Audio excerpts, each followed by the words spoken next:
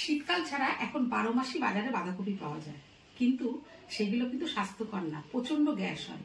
আর তাছাড়া অনেকেই এখন বাঁধাকপি দেখছি সংরক্ষণ করে রাখছে, কিন্তু ওটা কিন্তু খেতে ভালো লাগে না। তাই 12 মাস বাঁধাকপির স্বাদ নেওয়ার জন্য আমি নিয়ে এসেছি বাঁধাকপি স্টাইলে পেঁপে ঘন্ট। নমস্কার, আমি কাকুলি রান্নাঘর থেকে সবাইকে স্বাগত। আমি ভালো আছি, তোমরা সবাই ভালো তো? তোমাদের একটি কমেন্ট আমাকে অনেক আনন্দ দেয়। তাহলে চলো কিভাবে বাঁধাকপি স্টাইলে আমি পেঁপের ঘন্ট করি দেখবে। তাহলে বাঁধাকপি স্টাইলে আমি পেঁপের ঘন্ট করার জন্য নিয়েছি মশলা, এখানে ধনে, জিরে, লঙ্কার গুঁড়ো, হলুদের গুঁড়ো, স্বাদ অনুসারে নুন, আর হচ্ছে তেল। আর এখানে নিয়েছি তেজপাতা, শুকনো লঙ্কা আর গরম মশলা। দেখো বাঁধাকপি স্টাইলে আমার পেঁপের ঘন্ট বানাতে লাগছে হচ্ছে একটা পেঁপে, আলু, টমেটো আর হচ্ছে কড়াইশুঁটি। দেখো বাঁধাকপি স্টাইলে পেঁপের ঘন্ট বানানোর জন্য আমি ঠিক পেঁপেটাকে এরকম বাঁধাকপির মতন এরকম ঝিরি ঝিরি করে গ্রেটারের সাহায্যে আমি কেটে নিয়েছি। কেটে আমি একটা জায়গার মধ্যে সিদ্ধ বসিয়ে দিলাম। এবার আমি এর মধ্যে কিছুটা জল দিয়ে দেবো, দিয়ে একটু হালকা জলটা ফুটবে তখন আমি নামিয়ে দেবো। দিয়ে দেবো হচ্ছে এর মধ্যে একটু নুন। একটু বলক আসা অবধি আমরা অপেক্ষা করব। এবার গ্যাসে একটা কড়াই বসিয়ে দিয়ে কড়াইটা গরম করে নিতে হবে। এবার এর মধ্যে আমি দিয়ে দেবো হচ্ছে তেল। কড়াই আমার গরম হয়ে গেছে, এবার এর মধ্যে আমি দিয়ে দেবো কিছুটা সর্ষের তেল। দেখো আমার তেল গরম হয়ে গেছে, এর মধ্যে দিয়ে দিলাম তেজপাতা আর একটু সাদা জিরে।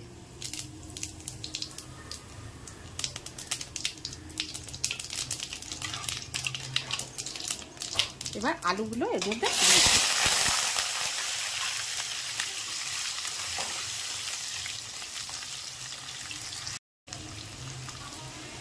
এবার এর মধ্যে দিয়ে দেবো সামান্য একটু হলুদ আর নুন, দিয়ে একটু ভাজা ভাজা করে নেব। দেখো আমার আলুটা ভাজা ভাজা হয়ে গেছে। এবার এর মধ্যে দিয়ে দেবো হচ্ছে, এখানে আমি আদা আর লঙ্কা পেস্ট করে রেখেছি। দেবো এখানে জিরের গুঁড়ো, হলুদ, লঙ্কার গুঁড়ো আর স্বাদ অনুসারে নুন। দেখো এখানে নিয়েছি আমি কড়াইশুঁটি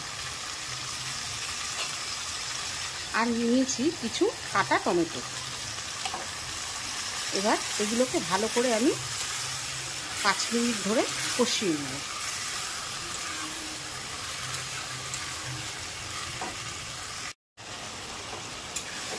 দেখো আমার মশলাটা কষে গেছে।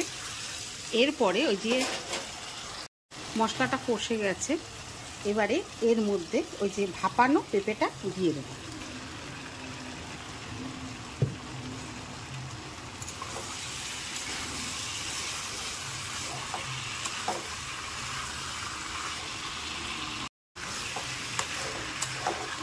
একটু নাড়িয়ে চাড়িয়ে পুরো মিশিয়ে দেবো।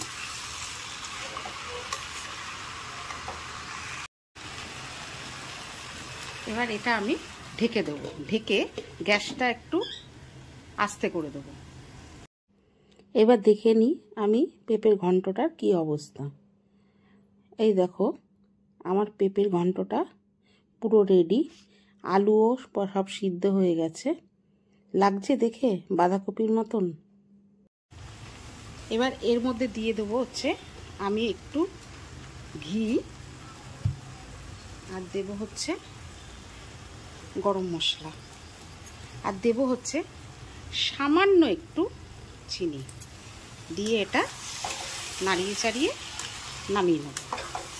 রেডি আমার বাঁধাকপি স্টাইলে পেঁপের ঘন্ট। দেখো আমার বাঁধাকপি স্টাইলে পেঁপের ঘন্ট পুরো রেডি হয়ে গেছে। দেখে জানিও কেমন লাগছে দেখতে, খেতে অবশ্যই ভালো হবে। ভিডিওটা যদি তোমাদের ভালো লেগে থাকে লাইক, কমেন্ট, শেয়ার করো, আমার পাশে থেকো। বড়দের জন্য রইল আমার অনেক শ্রদ্ধা, আর ছোটদের জন্য রইল অনেক অনেক ভালোবাসা।